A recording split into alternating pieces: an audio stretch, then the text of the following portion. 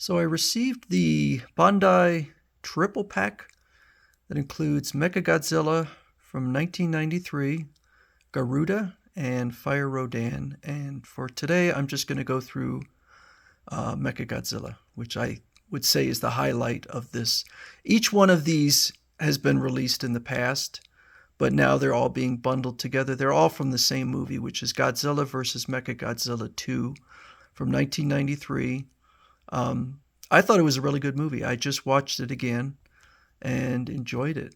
So there is Mechagodzilla, and it's pretty neat.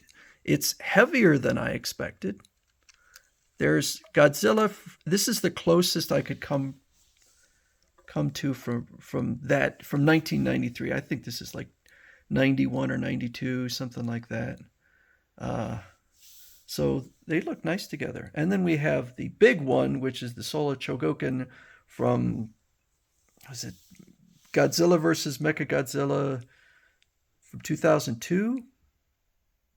I kind of prefer this design, but I don't know. Looking at the two of them, but it's really not fair because this one is way, way bigger than this one. I kind of like the longer neck on here, on this Mechagodzilla. The neck on here is a little bit short, but I think it's a cleaner design. This one has more detailing, and it has more detailing in the movie. This one is simpler, but I kind of like the simple design. So this has some die cast. I don't know about the interior, but the feet are die cast. It's cool. I'm not going to say don't do die cast, but it's a little interesting because there's no way this figure is going to topple over. It could get knocked over, but it's not going to topple over. None of these, because it's basically, well, actually it's not touching the ground, but the tail would act as a tripod, and he's got big feet, low center of gravity, not going to fall over. But if they want to put die cast on the feet, that's cool. The legs the hips are a little bit wobbly, but I don't think it's that big a deal. The articulation is better than in the Godzilla figures. I think a lot of the problems with the s.h.monsterarts Godzilla figures is just, I don't know, the material used, and I'm not saying it's the wrong material, but I don't know that it particularly lends itself, and it's a animal type body, sort of, and so this kind of robotic body lends itself better to articulation. So it's really nice. Here's a nice look at it. Very clean design. The only Mechagodzilla where the design, where I don't like the design, is the legendary one, which I think looks like a pile of junk. Toho has always done a really good job on Mechagodzilla. So this one is in scale with the other s.h.monsterarts figures. So I got the instructions here, and it shows all sorts of different things you can do. The Godzillas are generally extra free. There's no extras with this. What you see is what you get, whereas Mechagodzilla has a whole bunch of stuff.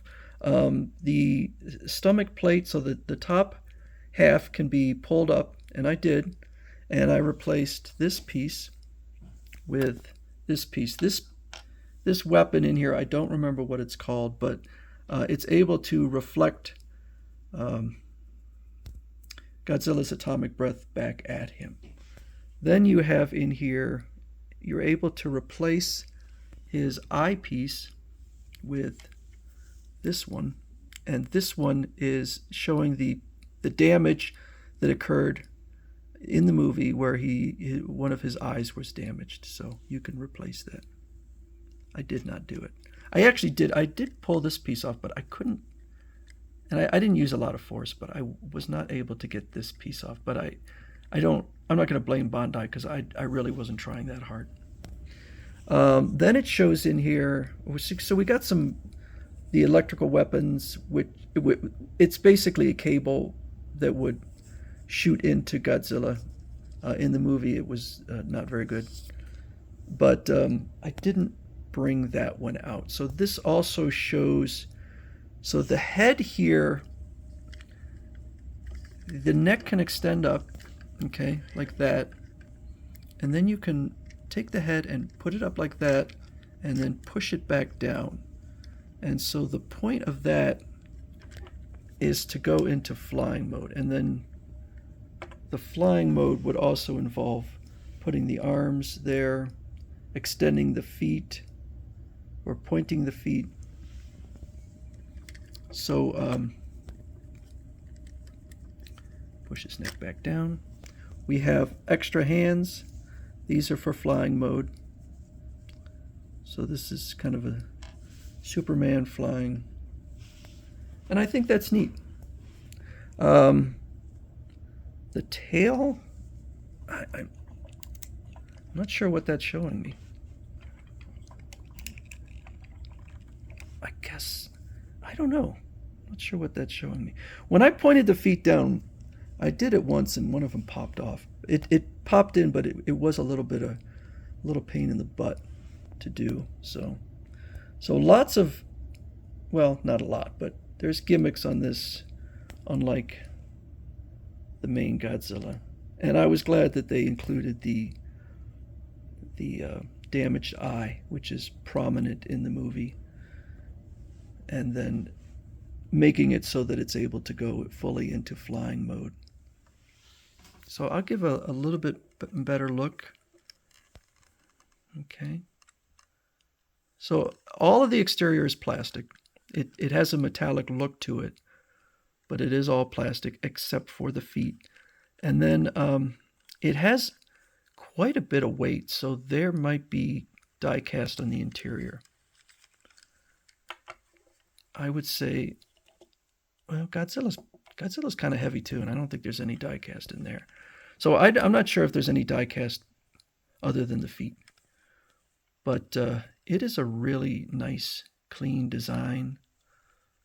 Mechagodzilla, in their first encounter, Mechagodzilla pretty much beat the hell out of Godzilla right up until he used that energy, well, those electrified cables, which did some kind of energy feedback and defeated Mechagodzilla. And then Mechagodzilla lost the second fight.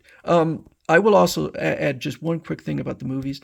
I think the fights in Godzilla 1993 between Mechagodzilla and Godzilla are way better. And the problem was that, as I said, Toho should stay in its wheelhouse. And there was a lot of CGI in the 2002 version, and it looked terrible. They didn't use, if they used CGI, and they did use CGI in the 1993, but it was very sparingly. They wanted Mechagodzilla to be able to move rapidly, and it looks dumb. Godzilla in his flying form looks pretty cool. I like that. So this is going to be the first of 3 videos. Next I'll do either Garuda or Fire Rodan. So this is Mechagodzilla from Bandai and their s.h.monsterarts line.